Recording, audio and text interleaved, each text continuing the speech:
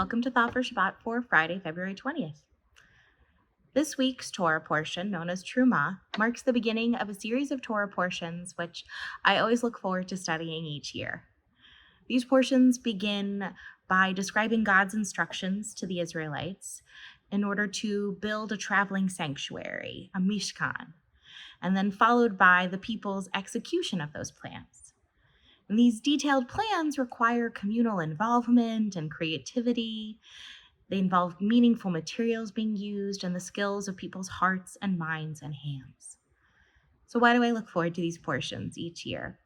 Well, on the one hand, they are rich with specific details to learn from and spend time with.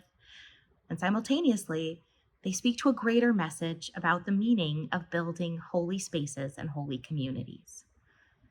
And so this week's Torah portion, Truma, which means gifts, begins with a description of the gifts or donations that the people may bring in order to help build this holy structure, this traveling sanctuary that God can be with them.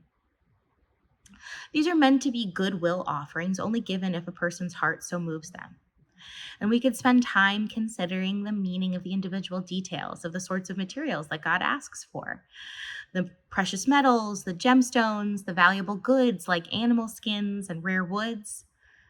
Or we can instead dig into what these precious ingredients can represent. And so God explains to Moses, "You shall accept gifts for me from every person who is so moved." And then from these gifts we learn their purpose. Va'asuli mikdash, and let them make me a sanctuary, v'shachanti betocham, that I may dwell betocham.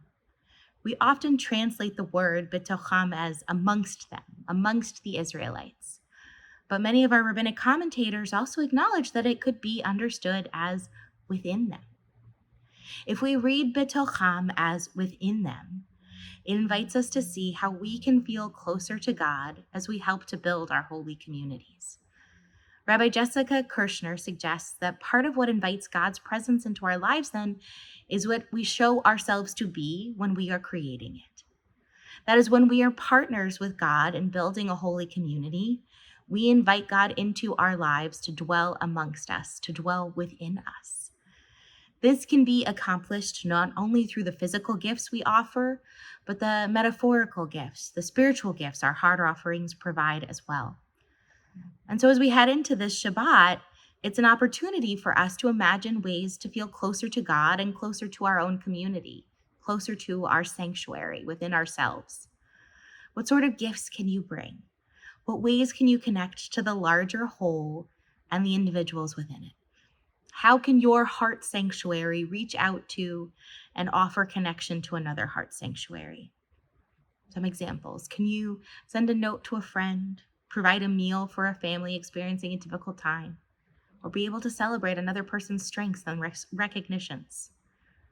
When we show up for our community in both small, detailed ways and also in the big community-defining moments, we build within ourselves a holy space where God can dwell.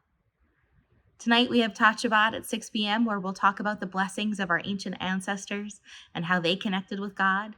And then followed by that, we have our adult services at 7 p.m., where we will honor two people who continually show up for our community, Brenda and Joe Colgate, and we'll honor them with the Bob Wolf Award. As many of you know, Bob Wolf embodied the spirit of volunteerism and helped to shape Shir Hamalot as a place where we can come together and continually build a holy space in which God can dwell. Shabbat Shalom.